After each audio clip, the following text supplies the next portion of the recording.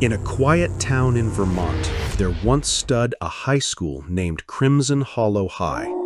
10 years ago, it mysteriously shut down. Rumors spread like wildfire. An entire group of students had vanished on the day of their final exams, and no one ever saw them again. 10 years later, 3 teenagers from a nearby school, Lena Carter, Eli Thompson, and Harper Reed, decide to sneak into the ruins of Crimson Hollow High to film a YouTube video. There's a rumor going around. Tonight, the door will open to the other side.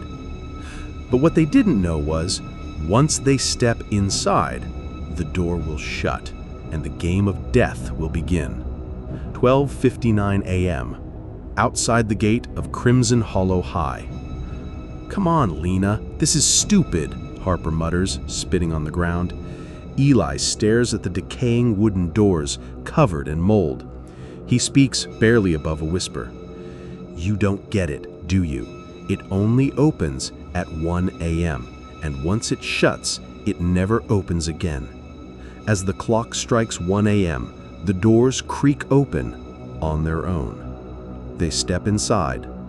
The moment their feet cross the threshold, ding! Ding, ding. A chime echoes from the intercom above. "Welcome to Crimson Hollow Wonderland. Play the game if you wish to go home. If not, become a part of us forever." They're yanked violently into a massive classroom, transformed into a twisted theater stage. A spotlight gleams down on 12 chairs arranged in a circle. Players 3, chairs 2. Rules: when the music stops, whoever is left standing will be eaten. The melody begins, a backwards demonic version of Twinkle Twinkle Little Star. The chairs begin to move on their own. "Twinkle, twinkle, burning light, won't you scream with me tonight?" The music stops. They lunge. Harper shoves Eli to the ground and takes a seat. Eli hits the floor, cold sweat running down his temple. The last remaining chair begins to split in half, revealing a mouthful of jagged, blackened teeth. It devours his shadow. Eli remains, but something in him is missing. He trembles. He sobs. He can't speak. Lena whirls around. "You pushed him!" "It's just a game," Harper snaps. "We wouldn't have made it if I hadn't." A distorted clown's voice crackles from the intercom. "This game tests self-preservation versus sacrifice. Choose selfishly too often, and you will be punished later." They continue. The hallways have morphed into a maze of floating test tubes and metallic doors. They step into a toxic science lab filled with dense, choking fog. A sign reads, "Game, disarm the biobomb. Rules, of 7 vials, 3 are poisoned. Pick wrong, and it explodes in 3 minutes. Each player must choose 2 vials. The final one is decided by vote." Eli uses chemistry knowledge, analyzing the hues.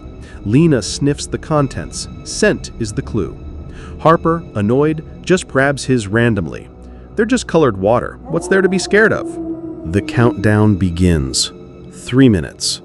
2:59. Lena smells something, burning, coming from Harper's vial. Yours is poisoned." Harper refuses to let go. Eli pleads, "Throw it away." Harper screams, "You're just scared, blaming me for it." Lena snatches it and hurls it into a steel box. Boom! A toxic blast erupts inside. Had it stayed in someone's hand, it would have melted through their face. A voice cackles from the intercom. "You will move on to the next game in 10 seconds. The library. Dust blankets everything. Books float, whisper. "I know your secret, Lena. Harper caused someone's death. Eli once wished everyone would disappear." Game, hunt the bookworms. Each must find a book with their name and burn it. Fail to do so, and the bookworm will come. A blind creature, made of paper and bones, devours players one by one. During the search, Harper grabs Lena's book and runs. "If you don't have my book, you can't finish the game, right?" Eli nearly gets eaten, but Lena pulls him away in time. They gather the books, they burn them. Screams of their buried secrets echo through the room. Then, silence. Ash. Play or die. You will proceed to the next game in 10 seconds. Game number 4, the Mirror Maze. Those who fear the truth should never walk through mirrors. The hallway is slick black stone, the lights pulsing like a heartbeat. At the end, a towering mirror door. Harper mutters, "Please, no more games." Eli sighs. "We're not even halfway." Lena hugs herself. The cold is in her bones now. The mirror door opens on its own, into a narrow maze lined wall to wall with floor-to-ceiling mirrors. Blood-stained writing on the wall reads, "Game, the truth of me. Rules, walk alone. Only one mirror reflects your true self. When found, ask one question you've never dared to ask. Listen to the answer. If you lie or refuse, your reflection will replace you." Lena walks slowly. Reflections surround her, some smiling coldly, others crying blood. Some mirrors show nothing. Then, one reflection speaks first.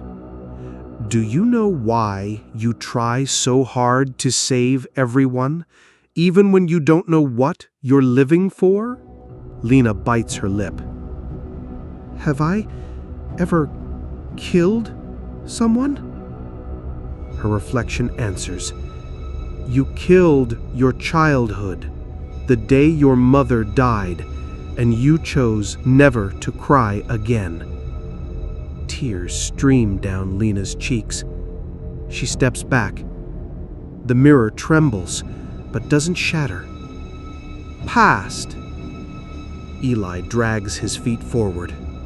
His reflection twists, thin, red-eyed, judgmental. One mirror speaks in his own voice. "You're a coward. You shouldn't even be here." He clenches his fists. "Was it my fault that my parents divorced?"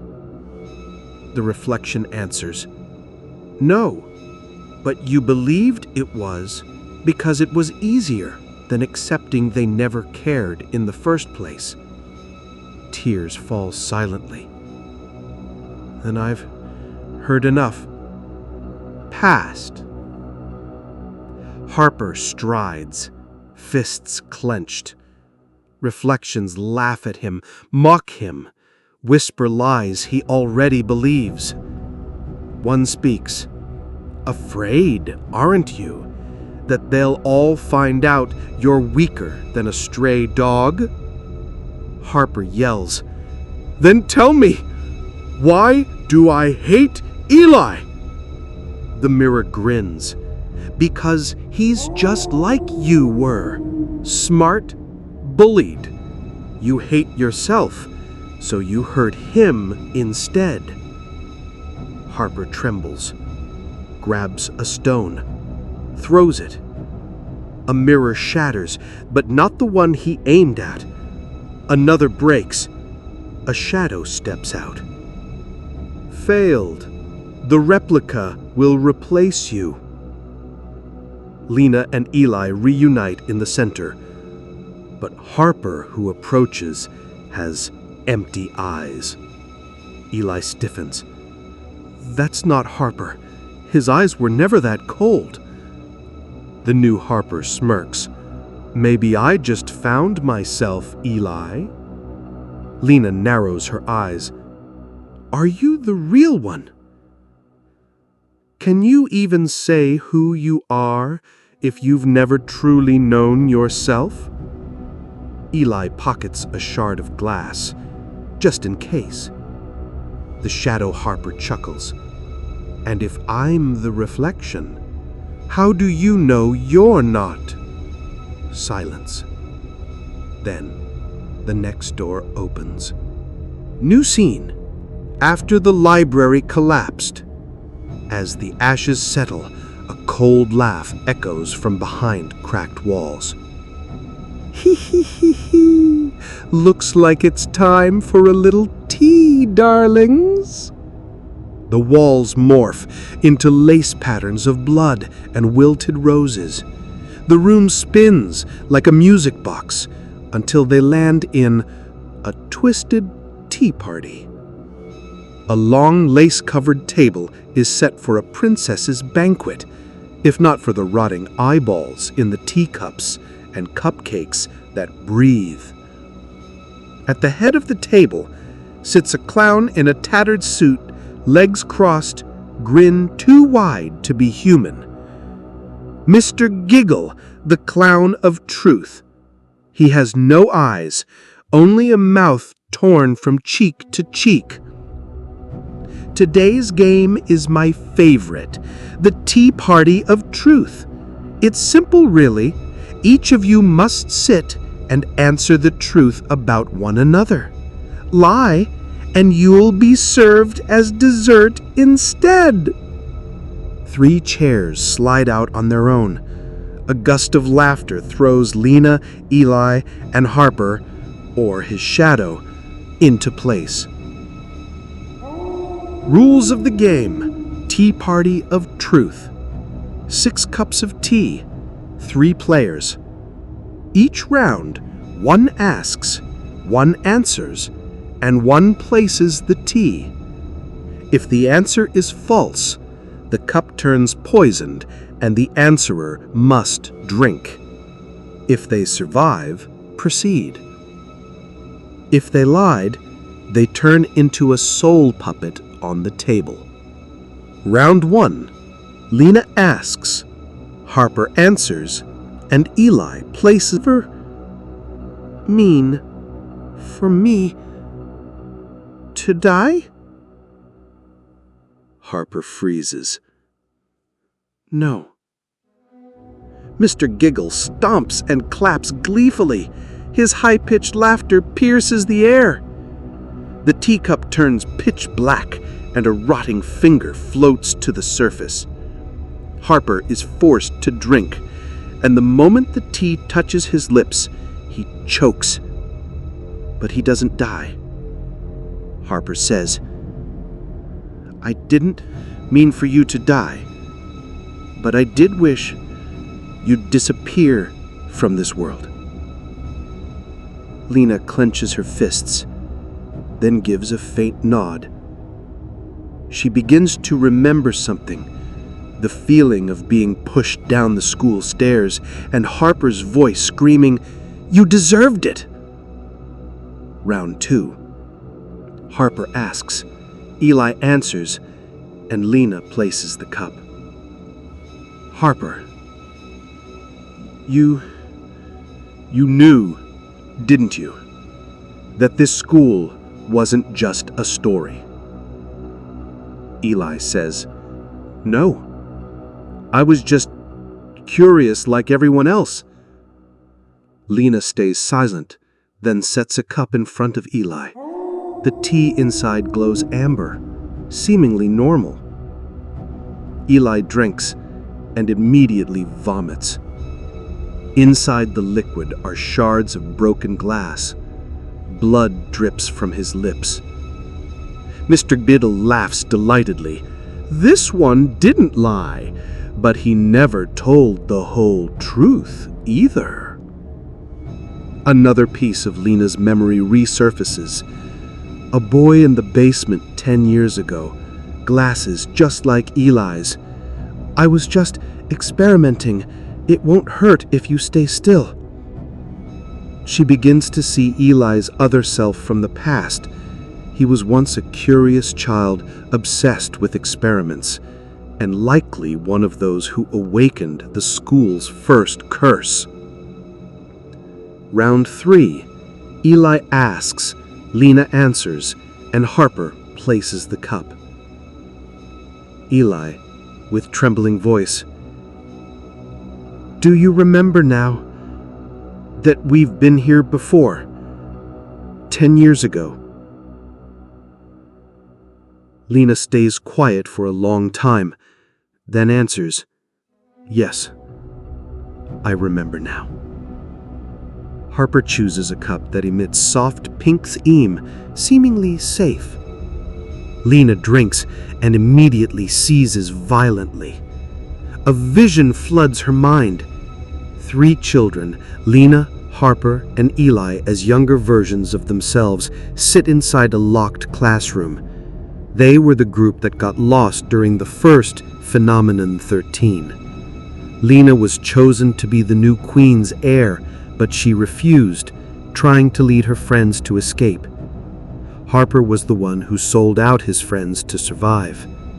Eli was the one who experimented with the mirror in the basement, the one who triggered the curse.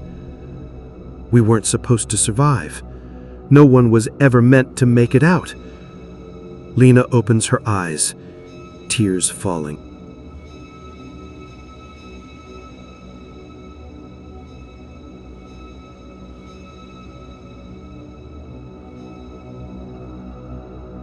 It was all my fault. Suddenly, the tea table explodes. Mr. Giggle rises, laughing until his face splits open. "Well played, children, but every game must end." He lifts the final tea box and opens it. Inside is the severed head of Lena from the mirror world. Her eyes snap open. If you want to survive, then swallow the truth. The end of the game. Lena steps forward, picks up her own head, and says, "I accept it. I am the queen who refused her role. I am the one who left everyone behind 10 years ago." Harper walks toward Lena. "If you die now, the cycle just repeats. I won't let that happen again." Mr. Giggle laughs one last time, then crumbles into powdered laughter. The tea table disappears, revealing a narrow path leading to a stairway bathed in light. Lena steps away from the tea table, face calm. Eli is gravely wounded, but alive. Harper follows in silence. He says nothing more. The 3 walk into the darkness as a clock chimes 13 times. The 4th game is over. Only one final game remains before all the truth is revealed. A final echo of laughter lingers, haunting. The mirror ahead glows brightly. She has passed the trial.